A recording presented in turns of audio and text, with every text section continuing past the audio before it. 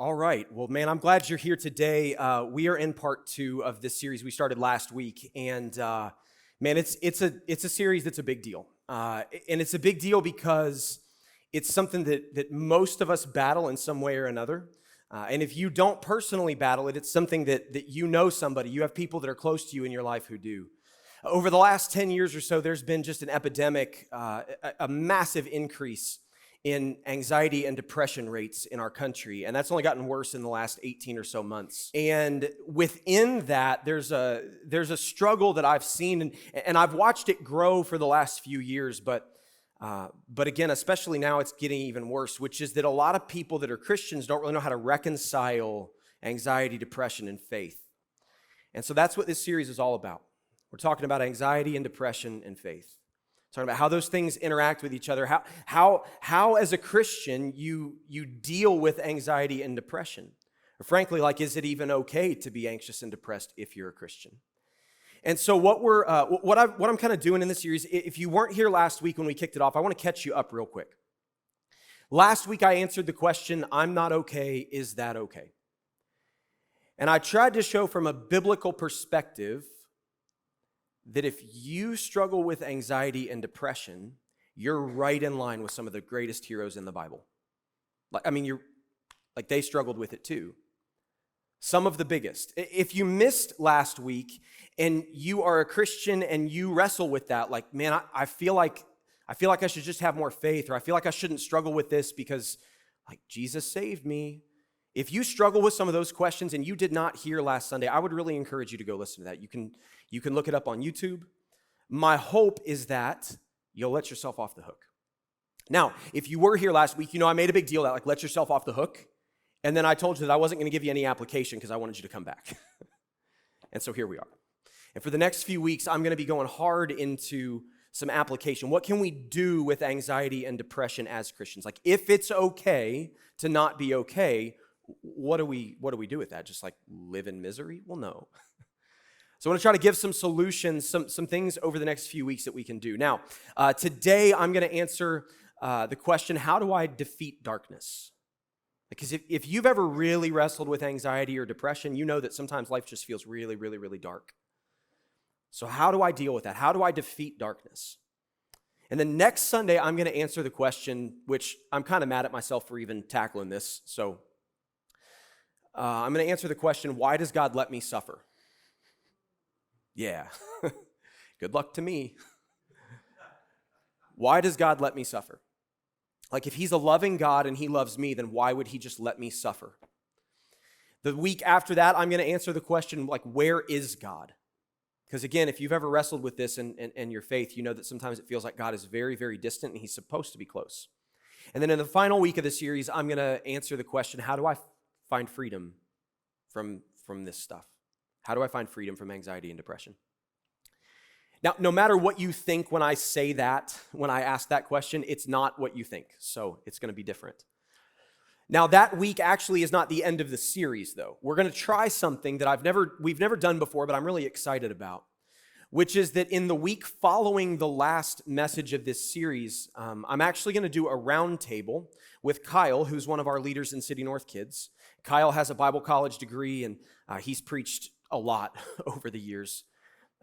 He is a good, deep thinker. He's got a good theological mind. And so we're going to do a round table where we answer any questions that you have. We're going to video that and make it available as online content.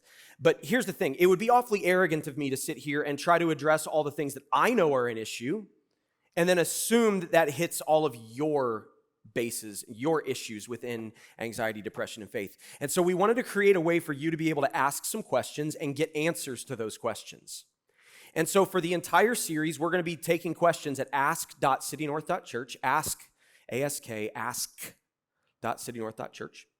And you can go there, you can submit questions either completely anonymously, or there's also a field to fill out your name and email if you want. And if you fill those out, then I'll be able to respond to you individually. But if you just want to ask a question anonymously, you can ask anything you want as it relates to anxiety, depression, and faith. And Kyle and I, we're going to do prep work. We're going to really consult the scriptures, and we're going to answer all of your questions If there's too many, we might break it up into 2 round tables. I don't know. This is very open-ended. We've never done anything like it before, but hopefully it'll give you an opportunity, if there's things that I do not address during this series, to be able to get those questions answered, okay? Now, I want to give one disclaimer on that, which is that I'm not a mental health professional. I'm not trained in psychology. I mean, I took a psychology class in college, but that doesn't count. And I forgot most of it anyway. So I'm not a mental health professional. So I can't address the clinical side of mental health at all. And I'm trying very hard in this series to steer clear of the clinical side of things. But I know people, because for the last decade plus I've worked as a pastor, and when you work as a pastor, you get to know people's stuff. And I know people, and I know my own journey with anxiety and depression. And I know the spiritual side of things. So that's what we're going to tackle throughout this series and in our All Questions Answered roundtable at the end of the series. So if there's anything at all that you have questions about, please feel free to fill out the form there. We've already received a couple this week, and they were already challenging. So I'm kind of already regretting that decision, but it'll be all right. It'll be good. So today what I want to talk about is the monster in the closet.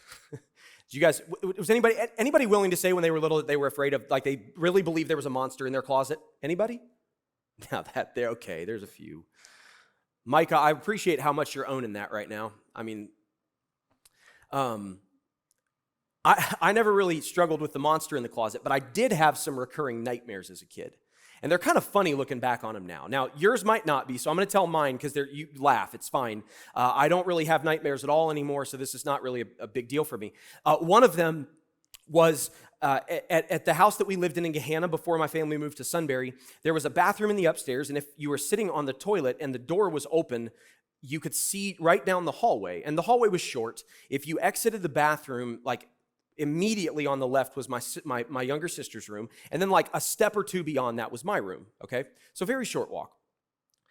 So in my nightmare that this happened, I mean, I had this several times. I'm sitting on the toilet with the door open.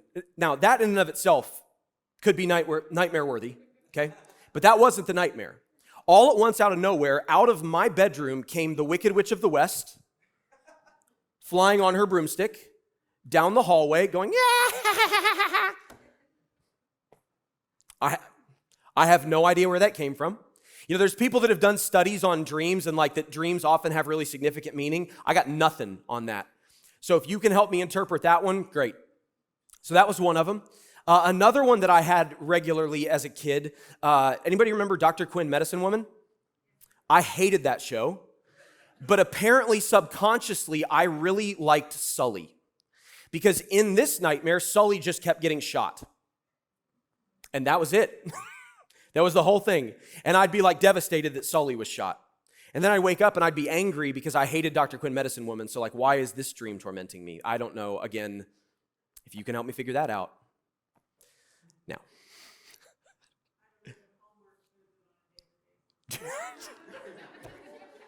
They should not. All right. That's really funny.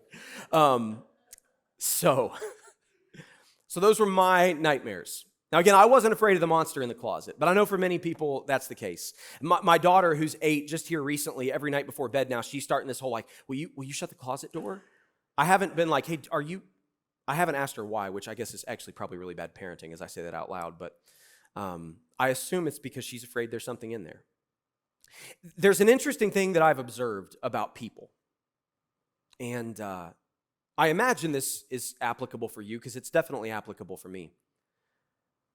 But what happens as we get older is that we kind of put aside the things that we associate with childhood. But often we don't actually get rid of them altogether. What I've watched is that for most of us, we think that we don't believe in the monster in the closet anymore. But the reality is we do. It just moved closets. Most of us are still, like our lives are controlled by fear of certain things. And so we aren't afraid of the monster in the closet, but there's stuff inside us that we're afraid if anybody ever found out. What would happen? And so for most of us, it's not that we don't believe in the monster anymore, it's just that the monster moved locations. It moved from the closet of our bedroom into our minds and our relationships. That might seem like an odd intro, but it's crucial in what we're going to talk about today. Because there's very, very, very little that I believe more deeply than the fact that you can never defeat the darkness unless you're willing to let light in. Because that's what beats darkness. Years ago, my family took a vacation to Mammoth Cave. And if you've ever been to Mammoth Cave, or any cave system really, but you know that if you get down into the depths of the cave, it's like dark, like otherworldly dark. And I remember on this trip to Mammoth Cave, they had us in this one particular cavern, and they warned us that it was going to happen, but they were like, hey, we're going to shut the lights out in the cave so that you can see what true pitch black looks like. If you've ever experienced that, it's unnerving. I mean, like, you think you know what darkness is until there's literally no light. But do you know all it takes to cut through that darkness? Just like one little flame. It's not going to illuminate the whole thing. It's amazing the power light has over dark. And yet, for most of us, the thing that we avoid the most in our entire lives is letting any light into the dark places of who we are. Isn't it? And then we wonder why we're slaves to them. We wonder why it is that we feel completely stuck, but we never let anybody into any place in our life. And so what I want to do today is I want to really talk about that, light and dark.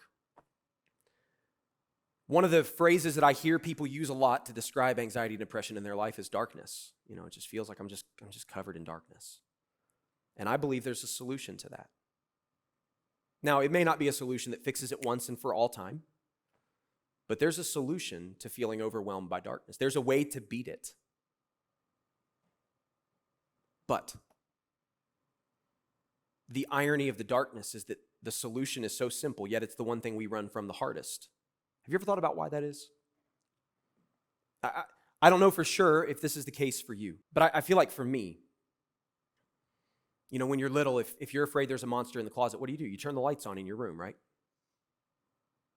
And yet we don't do it in our lives. I think it's because we're afraid that if we turn the light on, we're going to be confronted with reality. Either the monster exists or it doesn't. We're going to have to face reality one way or the other. And I think for a lot of us, we're so scared that if we turn the light on and let somebody into our life, they're going to judge us. They're going to think less of us. They're going to just leave us because we're too big a mess. And the fear of that monster is so great that we avoid turning on the light at all costs. Because as long as we're in the dark, well, we can wear the dark like a security blanket, can't we? Like, we know what that is. But it's the vulnerability of the light that scares us to death. There's two areas of our lives that we need to turn the lights on. If you ever want to overcome the darkness of anxiety and depression, there's two areas in your life, in my life, that we have to turn the lights on. And I'm going to give the really obvious one first, okay? We're going to read through a few passages. Deuteronomy 31. Deuteronomy is a book toward the beginning of the Bible. It says this: "Do not be afraid or discouraged, for the Lord will personally go ahead of you. He will be with you. He will neither fail you nor abandon you."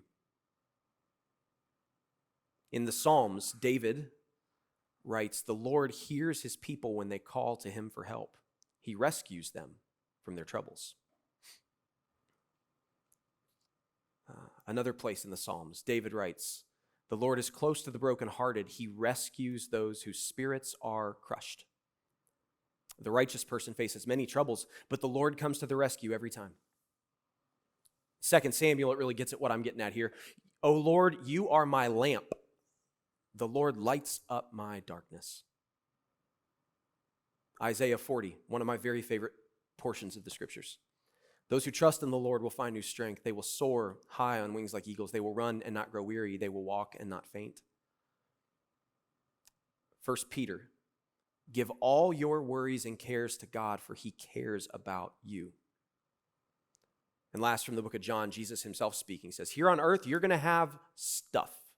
It's my paraphrase.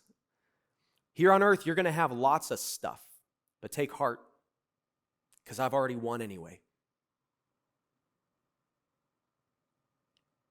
Now, again, this is the obvious one, okay? The first area of your life you need to turn on the lights is that you need to turn on the lights with God. Like, you have to. You have to. You know, often I in talking with people and kind of helping them work through things, I find that so many people, and maybe this is true of you, maybe not, I don't know, but so many people are like afraid of God. I mean, like, not afraid. You know, the Bible talks about fearing the Lord. That's a whole different kind of fear. That's like a reverence, a respect at the utmost level. But like people that are legitimately like afraid, terrified of God. Again, I don't know if that's your experience.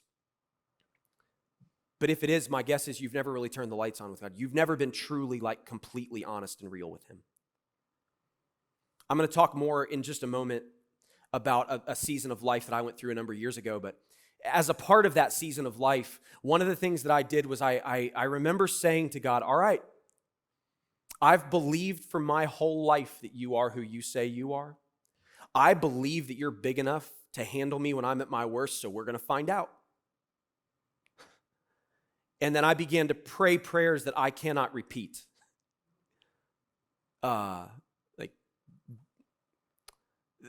were strong. Let's say that. They were strong. They included language that I would not say in front of my kids. I was testing God, which is a very dangerous thing to do, by the way, because usually He comes through and shows you that you're nothing.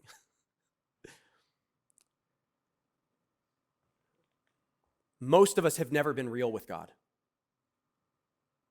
I mean, maybe we've been like 95% real. But let me ask you a question. If you're struggling to trust God, do you tell Him that you're struggling to trust Him? If you're angry with God, do you tell Him you're angry with Him? Or do you pray like these really sterile, like, Jesus, thank you for your love. Please bless my family. Amen. Like that means something? Because here's the thing, God sees through all that. Just this week, I had a conversation with somebody who I knew was not doing okay. And I asked how they were doing, and they lied, because that's what we do, isn't it? And I said, you don't have to tell me what's going on, but you're not going to lie to me. Like, you're not. Just don't tell me you're fine if you're not. But that's what we do to God too, isn't it? I mean, we do it to people. Like, it's so ingrained in who we are that I have to wonder, how often have you been truly honest and real with God? The interesting thing for me is that those prayers that I prayed in 2014, that didn't last for a super long time, but like when I was totally honest, completely vulnerable with God, like He already knew anyway. It's not like I was surprising Him. But when I was honest with Him like that, He met me in a way that I never had experienced before. But there was something else that helped me get to that point. There was another area of life that I had to let some light into that helped me get there to begin with. And this is the harder one. There's a fascinating story in Exodus chapter 17. Now, in the book of Exodus, to kind of set the stage here, in the book of Exodus, the nation of Israel, it's God's chosen people. He has now done all these incredible things in the nation of Israel for hundreds of years, but at this point in time, He's done the greatest thing He had ever done. Now, several hundred years before, the nation of Israel had been taken captives and made slaves in Egypt, which was a problem because the nation of Israel's identity was wrapped up in the fact that God had promised them that they were His chosen people. They were unique, they were special, and God was going to use them to impact the world in a great way. And then they were slaves in Egypt. So that didn't work out so well. Well, in the midst of it, eventually God sends a deliverer, a man named Moses. And Moses goes before Pharaoh, who's one of the most powerful people in the world at this point, and he essentially forces Pharaoh's hand, and God does some miraculous things, and Pharaoh allows all these slaves to just leave. He performs some more miracles, but eventually what happens is that the Israelites are wandering through a desert, trying to find their way back to the land that God had promised them. And in the midst of it, they're wandering through all these like enemy territories. So they kept getting attacked, which is not ideal when you're like a nomadic tribe with no real home. So that's kind of the backstory here. But just before this story happens, there's a really cool moment where the Israelites are complaining and they're saying stuff like, Moses, why did you bring us out here to die? We'd be better if we'd just been left as slaves in Egypt, which is stupid. But this is where they are. This is how they feel. So they're saying this stuff to Moses. Moses goes to God and he's essentially like, hey, these people are annoying. Why did you ask me to do this? They're ungrateful. They don't care. So God tells Moses to take his staff, his walking stick, and hit a rock. And out of that rock, water is going to pour out for the Israelites to drink. So Moses takes the stick, hits the rock, water comes out of the rock, which is a pretty cool moment. It seems like people should go, whoa, that's awesome. Moses is clearly like, man, he's got God's favor on his life. Moses has so much faith. Okay? So that sets the stage for Exodus chapter 16, starting in verse 8. While the people of Israel were still at Rephidim, which is where Moses hit the rock, the warriors of Amalek attacked them. So Moses commands Joshua, choose some men to go out and fight the army of Amalek for us. Tomorrow I will stand at the top of the hill, holding the staff of God in my hand. So Joshua did what Moses commanded, and he fought the army of Amalek. Meanwhile, Moses, Aaron, and Hur climbed to the top of a nearby hill. So, pause, kind of get the scene set in your mind. The Israelites are fighting this invading army.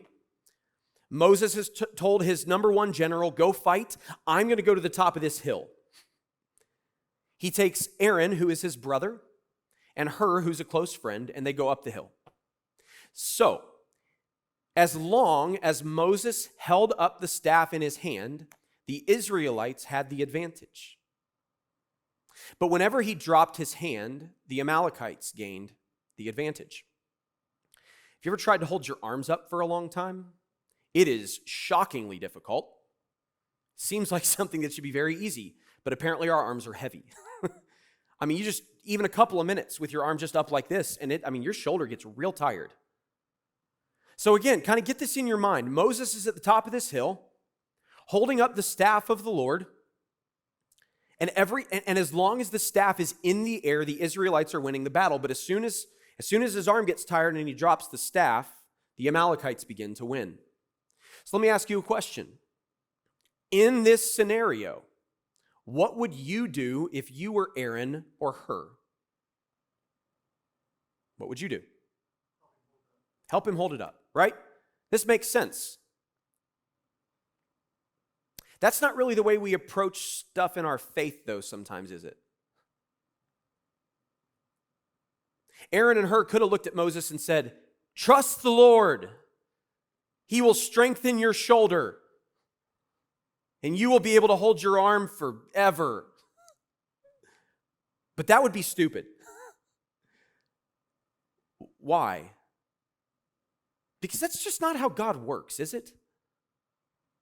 It's like we think that's how God works. And listen, sometimes God does crazy, miraculous things, okay? But that's not God's normal mode of operation. So instead, Aaron and Hur do the wise thing. Moses' arms soon became so tired he could no longer hold them up. Go ahead and go to the next one for me, Amber. So Aaron and Hur found a stone for him to sit on. That's a good start. Hey, sit down. It'll be easier. Then they stood on each side of Moses, holding up his hands. So his hands struggled through that. So his hands held steady until sunset. As a result, Joshua overwhelmed the army of Amalek in battle. So here's the thing. When it comes to mental health, when it comes to anxiety and depression, the general position of the church is trust God, have faith. That doesn't help, does it? In fact, often that just drives us deeper and deeper into darkness. Because as you know, if you're a person of faith who has wrestled with anxiety and depression, you know you're doing the very best you can to trust God, aren't you? You're doing your very best to hold that staff up. But sometimes it just falls. And the last thing on earth you need when the staff falls is for somebody to holler at you, trust God. He'll give strength to your arms. You need somebody to hold your doggone arms up, don't you? So here's the thing. It's easy to say turn the lights on with God. But we need to turn the light on with God's people too. Like you have to. You've got to let some people in. Now, this is really challenging for a couple reasons. One, why is it that you bury this stuff in the dark so much in the first place? Because people are terrible sometimes. And people wound, and people hurt. And probably there have been moments in your life where you were vulnerable with somebody and they hurt you badly. So what happens? You build a wall. You keep people out. You keep people at arm's length. Nobody can know. What if somebody found this out? What would they think? What would they say? Would they view me differently? Those are legitimate questions. And there's a lot of people in the world who will wound and who will hurt. You ever hear the phrase, hurt people hurt people? So just as a general rule of advice, if you want to let somebody in, don't choose a hurt person. You need somebody that's done some healing in their life, that knows what it is to find hope out of hurt.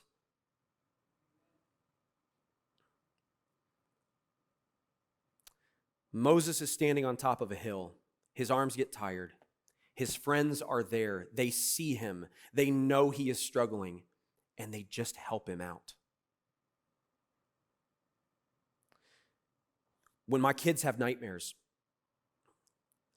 and I go in their room, and I give them a hug, what do you think the very first thing I say to him is? It's okay, Daddy's here. Is that because I don't have faith in God? No. It's because in that moment, their fear is so strong, they just need somebody to hug them. And listen, they need somebody in that moment to remind them in the physical world of what is true in the spiritual. Because when you're in the thick of it, when your life is surrounded in darkness, when you are depressed, anxious, when you don't know what to do, you don't need somebody in that moment to remind you of spiritual truth. You just need somebody to give you a hug and show you that truth in the real world. In 2014, my life fell apart, and if you've been around, you've heard me tell bits and pieces of this story, but coming out of it, there were two guys who I had been friends with for some time. The one of them, if you've heard me tell my story, he's the guy that I gave the really awesome job interview to. The other one was a friend who was at the church that I had been working at, had been fired from. He was one of my youth leaders. His kids were in my youth group, and we just had gotten really close with their family. So there was Ben, who was the interview guy, and there was Tim, who was my friend from the previous church. I was a complete wreck of a human. And Ben and Tim both knew that. They spent time with me. They listened when I griped and complained about how unfair the world was. They listened when I complained about how angry I was with God and how he had failed me. And they just kind of let me be. They didn't tell me to have faith. They didn't tell me to trust God. They didn't tell me that everything would be okay. And I'm really glad, because if they had done those things, I probably would have stopped talking to them. Because here's the thing. I was a pastor. I knew all that. I taught people that. But in that season of life, I didn't believe any of it because I was just so hurt. I didn't need somebody to tell me spiritual truths that I already knew. I just needed somebody to give me a hug and let me cry on their shoulder. Now, to my memory, I never actually cried on Tim or Ben's shoulders, but metaphorically I did. They just gave me space, and they showed me the love of God through their consistency, their care, their concern, and they let me be. And as God began to heal my heart over time, I found that some things drastically changed for me. And it wasn't that I believed anything different. It was that God found me in the most broken, ugly state I could imagine being in. And he changed me. To be honest, looking back on it, if I had not had Tim and Ben in my life, I don't know what would have happened. I don't think I would be here today, like here. I don't know that I would have a marriage today. I don't think I would have my 2 sons. I mean, I'm speculating. But when I look back on that season of my life, God never left me. But I didn't know how to find him in the midst of my pain. And it was my 2 friends who just kept showing me who God was that created the space for God to do what only he could do. See, what's interesting to me about that story is that Aaron and Hur, again, they could have just shouted, trust God, trust God, trust God. Instead, they took action to do what they could do. Because they knew if they did what they could do, God would do what they could not do. Ben and Tim couldn't have healed my heart. They didn't have the ability to do that. They didn't have the skills. Neither one of them were psychologists. Neither one of them could have begun to deal with all the mess that was inside me. But they trusted that God could. And so they just cared about me where I was, knowing that God would come through. So you got to turn the lights on with God, but you've got to turn the lights on with God's people too. Because you need some people around you who will love you like that. Who will care for you right where you are. Who won't beat you over the head with the Bible and tell you all the scriptures that you probably already know. But who will just give you a hug when you need it. Who know you well enough to know, because here's the thing, like for some of you, your lives are pretty decent. But they won't always be exactly as decent as they are, right? There's going to be stuff that happens. You need some people around you who know you well enough to know when your arms start to fall. Because we pretend they never fall, don't we? I mean, how many times have you walked into a church building, have you met with a group of friends, and they're like, hey, how's it going? And you just lie right through your teeth. Some of you are like, yep, did that this morning. It was a terrible morning, and I pretended it was great. Right? You need somebody who knows you well enough that when you do that, they're going to be like, hey, cut the crap, because I know you and you're not okay. And you don't have to talk to me right now, but I want you to know that I see you and that I care. You got to let the lights on with God, but you've also got to turn the lights on with God's people. Now, this bucks a lot in our kind of American Western version of Christianity, because our American Western version of Christianity is very individualistic. You got to understand that biblically, everything was community. Everything. God wired us for relationships. He wired us to need people. He wired us in such a way that some of the greatest healing that happens in our lives, in fact, it's not in your notes, but James, I think it's James 5:16, says, go to God for forgiveness, but go to God's people to be healed. Like you need people.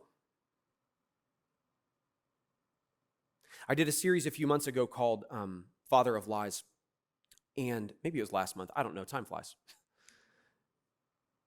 Throughout the series, I tried to identify Satan, our spiritual enemy. His number one tactic is to isolate you. Because he knows that when you're isolated, you're vulnerable. We're always stronger in a pack. You need a pack. I need a pack. We all need people who know us and who love us, who care about us right where we are. But you can't have that if you're going to keep people at arm's length. You can't have that if you're going to build walls and never let anybody inside. You can't have that if you're going to keep yourself in the dark, because the darkness somehow is more comforting than the potential of what the light will bring. Here's the reality. If you decide that you're going to let some people in, there's probably going to be somebody in your life that's going to hurt you, because it's what happens. Because we're just people. I would love to say that I have a perfect track record. I do not. I still let people down now sometimes. Mostly, by the way, if you ever message me, email, text, Facebook, just expect that I'm not going to get back to you in a timely manner.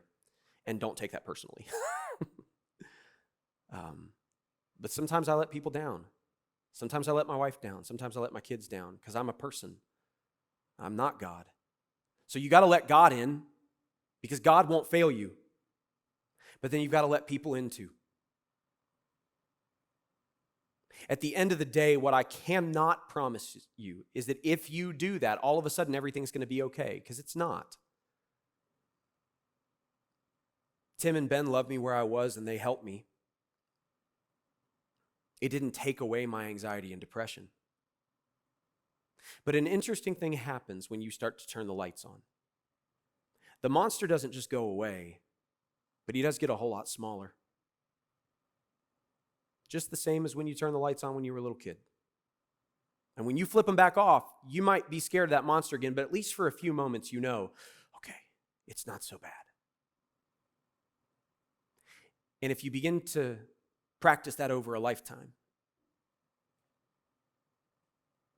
if you begin to let people in, if you let God in, if you're honest with Him, if you're honest with people, you will begin to find that the darkness is not quite so dark anymore. Now, there's more to it, and we're going to talk about that over the next couple of weeks. Because unfortunately, none of this is linear. If you take these steps, it's not just like, oh, great, everything now works. But you can at least start to catch a breath. You can at least start to feel like, okay, maybe things aren't as bad as they were. So I don't know what kind of darkness is in your life. I don't know what kind of stuff. I don't know what kind of wounds. I don't know what kind of pain. I don't know what kind of anxieties. I don't know what kind of battles you have internally. But let me address two groups of people very quickly as I finish up today. The first, if you're here today and you do not wrestle with anxiety and depression, I want to be very, very clear to you that there are people around you who do. And we do not need spiritual platitudes. We don't want you to tell us to trust God. In fact, if you do that, it's probably going to damage our relationship because we're already trying. We don't need you to point us to the Bible. We don't need you to tell us that God is good and He'll come through. We probably just need a hug. There's a famous quote, mostly attributed to Francis of Assisi. He said, preach the gospel always, and when necessary, use words. It's like, just live it. Be Jesus. Don't tell me about Jesus. Just be Jesus. Be kind. Be gracious. Be understanding. Show me a lot of grace. So if you don't wrestle with anxiety and depression, don't tell us to trust God. Don't just be there. Don't try to fix it because you can't. Just be there. And if you do wrestle with anxiety and depression, I simply want to ask you today, have you ever let anybody in? Have you ever completely let God into it? Like all the way? Have you ever told God how you really feel in the depth of you? Because let me remind you, you're not going to surprise Him. He already knows. You're not going to shock Him. Other people have said worse things to Him, including me. You're not going to catch Him off guard. You will, however, open the door for His grace to find you in it. And have you ever let anybody in? Does anybody really know? Or do they only know a version of you? Because you're afraid of what they'll think. You're afraid of what they'll say. You're afraid that they won't be able to stay with you because you're too big a mess. You have to let the light on. You have to turn the lights on with God, and you have to turn the lights on with God's people. So I don't know what kind of darkness you have. But what I know is that for all of us, the solution is the same. And what I know is that as much as you might be afraid of what could happen, of the pain, of the wounds, of what people could do, that fear is probably justified. But I also know it's not guaranteed. The fact that you're afraid of pain doesn't mean pain's going to happen. The fact that someone has wounded you doesn't mean that everyone will. The fact that somebody made sure you knew I'm not safe doesn't mean that everyone will do that same thing to you. There are people in the world who will care about you right where you are. They're hard to find, but they're there. So, hold on. Don't lose heart. Have courage. Because no matter how dark it is right now, there's always dawn. Let me pray for you. Father, thank you for your love and your grace. God, thank you that you don't leave us where you find us. God, thank you that there's nothing we have to do to clean ourselves up, to make ourselves presentable to you. But God, thank you that you don't leave us where you find us. And God, in this moment, God, I ask in this moment that for every person in this room, wherever they are, God, you know the darkness. You know the stuff that we don't want anybody to find out about. You know the places in our lives where we're so afraid of what people will think that we just won't let anybody in. God, you know the depth of that darkness in each of us. God, I pray that you would meet us right there, now. God, help us to learn to trust you completely. God, help us to have the courage to talk to you honestly, authentically, 100% real, no holds barred. And then, God, keep your word, keep your promises, that you are faithful and that you are good, that we can cast all of our anxieties, all of our fears, all of our worries on you because you care about us. And that, God, I ask that for every person here that you would send people who will love us right where we are. No questions asked, no strings attached. God, send us people that see us, that know us, that when we try to fake it, when we try to pretend our way through, will be willing to call us out and not let us hide. But God, help us to find people who can show us your love and your grace when we don't feel it, who can remind us of who you are, not through words, but through the ways they love us. And God, make us those kind of people for the people around us, in our families, in our homes, in our friendships. God, give us eyes to see people the way you see. Give us discernment to see when the people around us are struggling, and give us the courage to speak with kindness and with empathy and with compassion for those who are stuck and feel alone in the dark. Now, before we finish up today, I want to give you an opportunity. Every week we do this. Everything that I've talked about today, it all hinges on knowing God. You can't let God in if you don't know God. You can let people in. You could even let God's people in. But ultimately, no matter what people do, it is God who does the healing. And apart from him, you can never truly overcome. And so maybe you're here today and you feel stuck and lost in darkness in your life and you don't know where to turn and you don't know what to do. I want to just simply ask, have you ever made a decision to give up control of your life to God? See, we attach all these religious things to it sometimes. I'm not asking about like attending a church service or any religious stuff. I'm saying, have you ever chosen to change directions in your life and give God control? Because that is the only first step. It's the only first step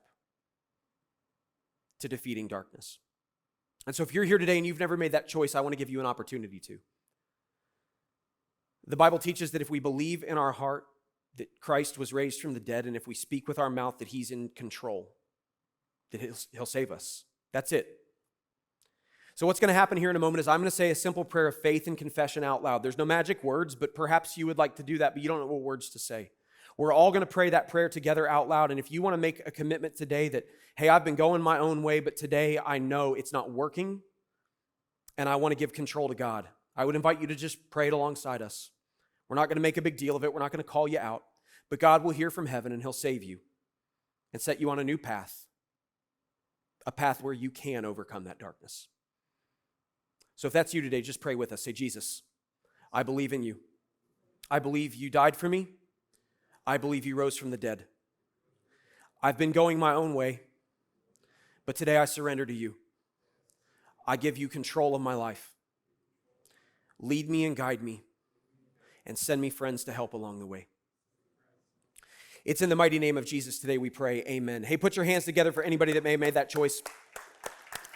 Listen, if you did make that choice today, let me be the first person to say congratulations. The Bible teaches that when one person comes to faith in Jesus, that all of heaven throws a party. So if you made that choice today, whether for the very first time or maybe you've had a relationship with God before, you just kind of walked away from it and you want to come home, heaven is partying right now on your behalf, and I think that's a pretty cool picture. So let me be the first to say congratulations. If you did make that choice, I want to ask you to do one simple thing for me. That's to fill the green card out that's in the seat back in front of you. There's a space on that card where you can mark that you made a decision for Jesus. And by filling that card out, a couple things are going to happen. Number one is it'll give our team a chance to pray for you. Following Jesus is simple, but it's not always easy. And so we want to be able to surround you with prayer, be able to go to God on your behalf and just ask that, man, that he would really give you all that you need for these first few days and weeks of your journey. And then the second thing is that it enables me to reach out with some next steps you can take if you would like and just be a resource to you. So if you made a decision today to give your life to Jesus, please have the courage, fill that card out. You can drop it in one of the silver buckets on your way out today, all right? Now, last thing before we get out of here, if you're a part of the City North family, this is for you. If you're not, it's not. But if you're a part of our family, thank you so much for your generosity. We've got a fifth Sunday coming up this month. We're going to be doing a big trick-or-treat event, which I know, some people, Halloween. Here's the deal, man. People are already out trick-or-treating, so we're going to be out there and showing them Jesus in the midst of it. It's just what we're going to do. So we've got a big thing planned. We're planning on spending quite a bit of money to get food. We'll be giving away free food all evening, candy. We're renting a bounce house. I don't even know what all's happening, but just to create a space for people to come where they can enjoy it and interact with some mostly normal Christians. So it's only because of your generosity that we are able to do that. It's our last fifth Sunday of the year, so we're going to try to blow it out a little bit. So again, thank you so much for your generosity in enabling that stuff to happen. All right, guys, reminder today is Starting Point. If you want to hang out for Starting Point, whether you're signed up or not, doesn't matter. Just hang out, come kind of up here to the front, hang out with my friend Nick, and we'll get you back there when we're ready. All right, be blessed. Have a great week. See you back next Sunday as I try to tell you why God lets us suffer.